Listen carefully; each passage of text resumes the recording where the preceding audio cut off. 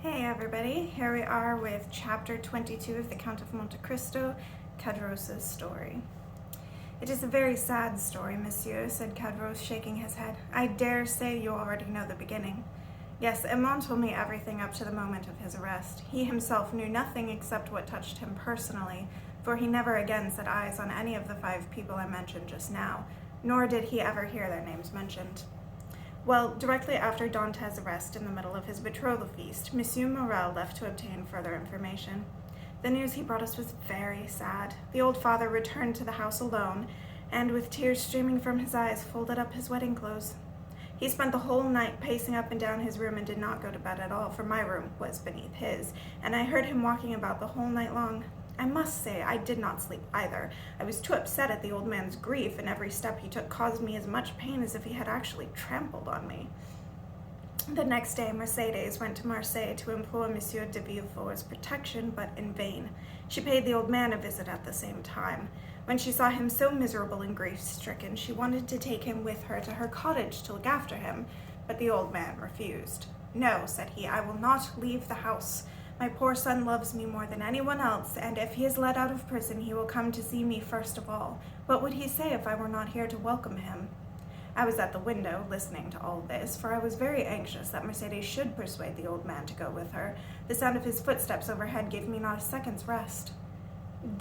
Didn't you go to the old man yourself and try to console him? The priest asked. Oh, monsieur, one can only console those who will let themselves be consoled, and he would not, was Cadros's reply.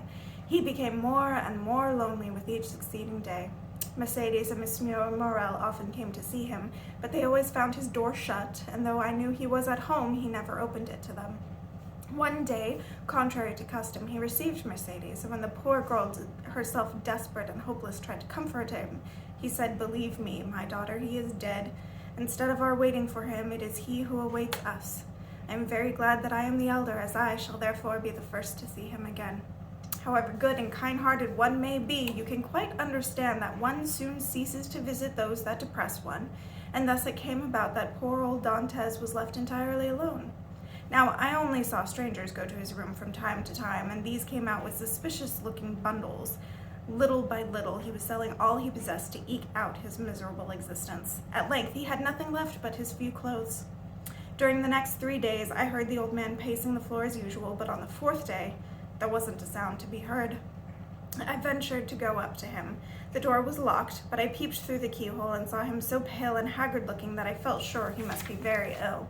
I sent word to Monsieur Morel, and myself ran for Mercedes.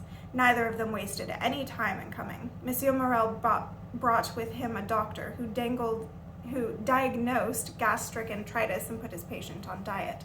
Mercedes came again and saw such a change in the old man that, as before, she wanted to have him moved to her own cottage.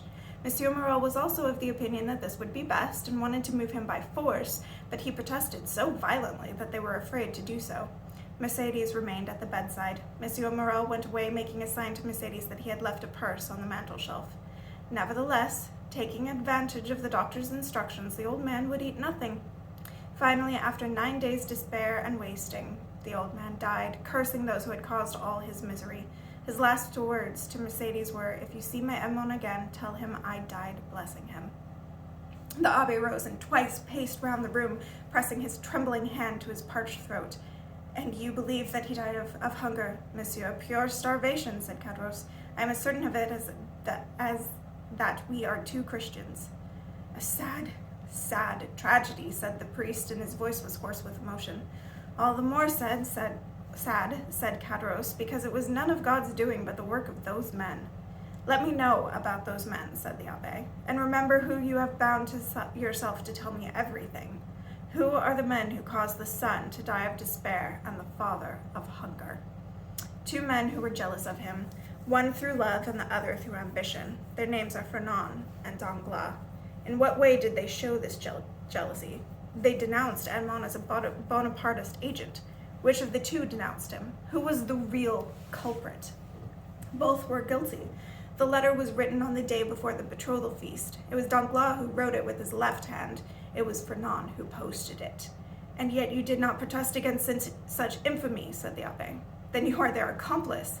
They both made me drink so excessively, monsieur, that I was no longer responsible for my actions. I only saw through a mist. I said all that a man is capable of saying when in such a state, but they both told me that they were only playing a harmless joke which would carry no consequences with it.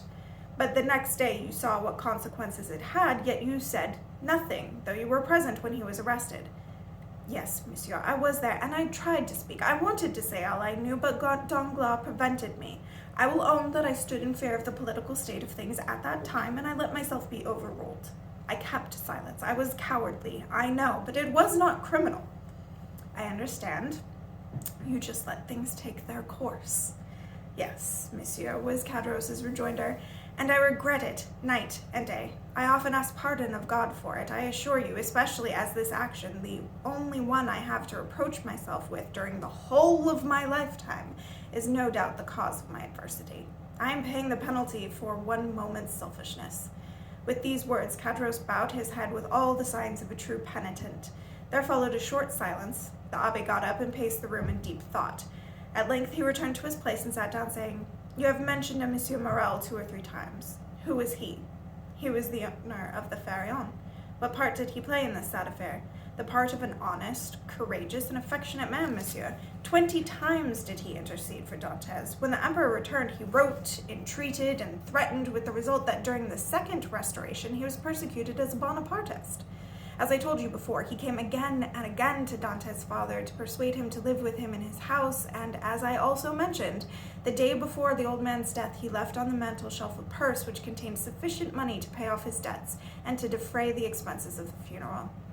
Thus the poor old man was enabled to die as he had lived, without doing wrong to anyone. I have still got the purse. It is a red silk one.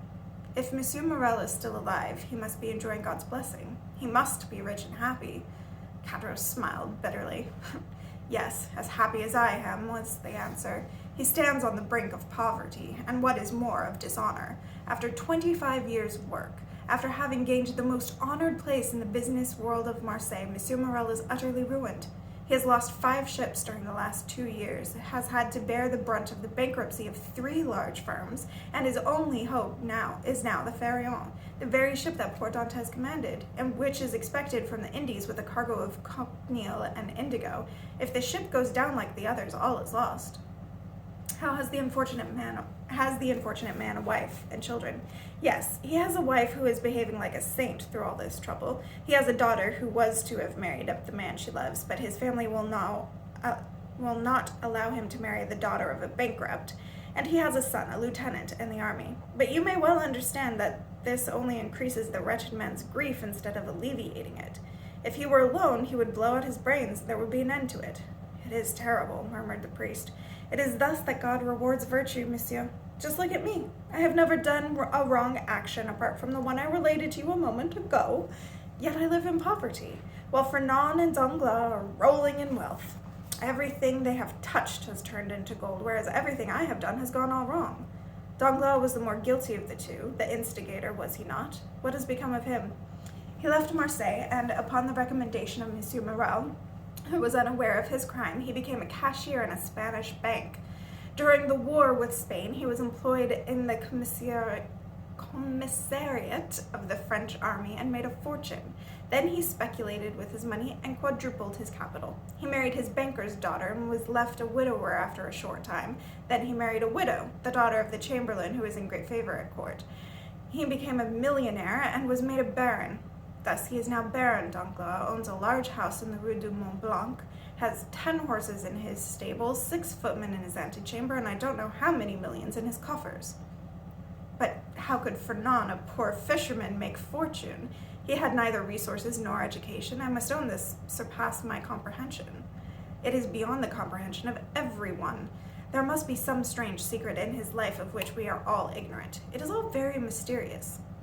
A few days before the Restoration, Fernand was called up for conscription.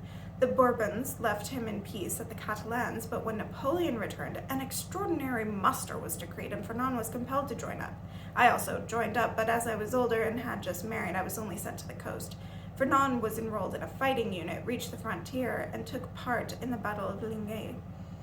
The night following the battle, he was on sentry duty outside the door of a general who was in secret communication with the enemy and who intended going over to the English that very night. He suggested that Fernand should accompany him. To this, Fernand agreed and, deserting his post, followed the general. This would have meant a court-martial for Fernand if Napoleon had remained on the throne, but to the Bourbons it only served him as a recommendation. He returned to France with the epaulette of a sub-lieutenant, and, as he still enjoyed the protection of the general, who stood in high favor, he was promoted to captain during the Spanish War in 1823. That is to say, at the time when Danglars was first launching forth in speculation. Fernand was a Spaniard, and so he was sent to Madrid to inquire into the feeling existing among his compatriots. While there, he met Danglars, who became very friendly with him, promised his general support amongst the royalists of the capital and the provinces, obtained promises for himself, and on his side made pledges. He led his regiment along paths known only to himself in gorges guarded by royalists, and in short rendered such services during that short campaign that after the fall of Trocadero, he was promoted colonel and received the cross of an officer of the Legion of Honor. Fate, murmured the abbé. Yes, but that is not all. When the Spanish War was ended, Fernand's career was checked by the long period of peace which seemed likely to prevail throughout Europe. Greece alone had risen against Turkey and had just commenced her war of independence. All eyes were turned toward Athens, and it became the fashion to pity and support the Greeks. Fernand fought and obtained permission to serve in Greece, but his name was still retained on the army list. Some time later, it was stated that the Count of Monte, which was the name he now bore, had entered the service of Ali Pasha with the rank of Instructor General. Ali Pasha was killed, as you know, but before he died, he recompensed Fernand for his services by leaving him a considerable sum of money. Fernand returned to France, where his rank of Lieutenant General was confirmed, and today he owns a magnificent house in Paris in the Rue de Hilda, number 27. The abbé opened his mouth as though to speak, hesitated for a moment, then, with great effort, said, "What about Mercedes? They tell me she has disappeared." "Disappeared?" said Caderousse. "Yes, as the sun disappears only to rise with more splendor than the next day." "Has she also made her fortune, then?" asked the abbé with an ironical smile. "Mercedes is at present one of the grandest ladies in Paris. At first she was utterly overcome by the blow which had robbed her of her aimant. I already told you how she importuned Villefort with entreaties, and have also touched upon her devoted care of Dante's father. In the midst of her despair, she was assailed by another trouble, the departure of Fernand, of whose crime she was unaware, and whom she regarded as a brother. Mercedes was alone and uncared for. She spent 3 months weeping and sorrowing. No news of Edmond, and none of Fernand, with nothing to distract her but an old man dying of despair. One evening, after she had been sitting all day at the crossroads leading to Marseille and the Catalans, as was her wont, she returned home more depressed than ever. Neither her lover nor her friend had returned along either of those 2 roads. Neither had she any news of them. Suddenly, she seemed to recognize a step behind her and turned around anxiously. The door opened, and Fernand entered in the uniform of a sub-lieutenant. It was only the half of what she was grieving for, but it was a portion of her past life restored to her. She seized Fernand's hands in an ecstasy of joy. This he took for love, whereas it was nothing more than joy at being no longer alone in the world, and at seeing a friend again after so many long hours of solitary sadness. Then you must remember she had never hated Fernand, she simply did not love him. Another one owned Mercedes' heart, and he was absent. He had disappeared. Perhaps he was dead. At this last thought, Mercedes always burst into tears and wrung her hands in anguish, but whereas she had always rejected the idea when suggested by someone else, the same thought now began to prey on her mind, and old Dantes incessantly said to her, "Our Ramon is dead, for if he were not, he would have come back to us." The old man died. Had he lived, in all probability, Mercedes would never have become the wife of another. He would have been there to reproach her with infidelity. Fernand realized that fact. As soon as he heard the old man was dead, he returned. This time he was a lieutenant. The first time he returned, he had not spoken of love. The second time, he reminded her that he loved her. Mercedes asked for 6 months in which to await and bewail Edmond. "Well, that made 18 months in all," said the abbé with a bitter smile. "What more could the most adored lover ask?" Then he murmured the words of the English poet, "Frailty, thy name is woman." 6 months later, continued Cadros, the wedding took place in the church de Saint-Acul, the very church in which she was to have married Monte, murmured the abbé. The bridegroom was changed, that was all. So Mercedes was married, continued Cadros, but although to all appearances she was calm, she was nevertheless well-nigh fainting when she passed Les Reserves, where 18 months previously she had celebrated her betrothal with whom she still loved, which she would have realized herself had she dared to probe to the depths of her heart. Did you see Mercedes again? Asked the priest. Yes, during the Spanish War at Perpignan, where Fernand had left her. She was attending to the education of her son. The abbé started. Her son, did you say? Yes, was Cadoros's reply. Little Albert's education. But I am sure Edmond told me she was the daughter of a simple fisherman, and that though she is beautiful, she was uneducated. Had she taken a course of instruction, that she was able to teach her son. Oh, exclaimed Caderousse, did he know his sweetheart so little? If crowns were bestowed on beauty and intelligence, Mercedes would now be a queen. Her fortune was growing, and she grew with it. She learnt drawing, music, everything. Personally, I think she did all this simply to distract her mind, to help her to forget.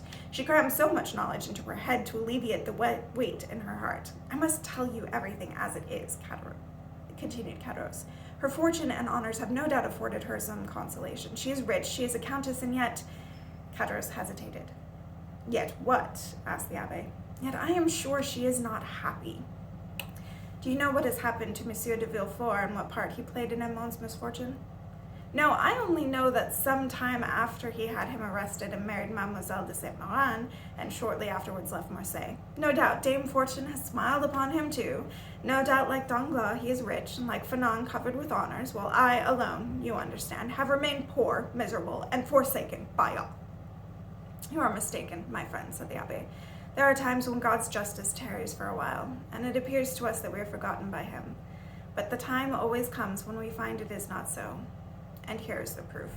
With these words, the abbé took the diamond from his pocket and handed it to Cadros. Here, my friend, he said. Take this, it is yours. Wait, for me alone? Exclaimed Cadros. Oh, monsieur, do not jest with me.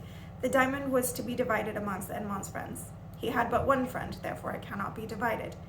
Take the diamond and sell it. It is worth 50,000 francs, a sum which will, I trust, suffice to relieve you of your poverty. Oh, monsieur, do not play with the happiness or despair of a man, said Cadros, putting out one hand timidly while the other wiped away the perspiration that gathered in big drops on his forehead. I know what happiness means, as I also know what despair means, and I should never play with either of these feelings. Take the diamond, but in exchange... Cadros already had his hand on the diamond, but at these last words he hastily withdrew it. The abbé smiled. In exchange, continued he, give me the red silk purse Monsieur Morel left on the mantel shelf in old Dante's room. More and more astonished, Cadros went to a large oak cupboard, opened it, and taking out a long purse of red faded silk on 2 copper rings, once gilt, he handed it to the priest. The abbé took it and gave the diamond in exchange. You are verily a man of God, monsieur, exclaimed Cadros. No one knew Dantes gave you the diamond, but you could have easily kept it.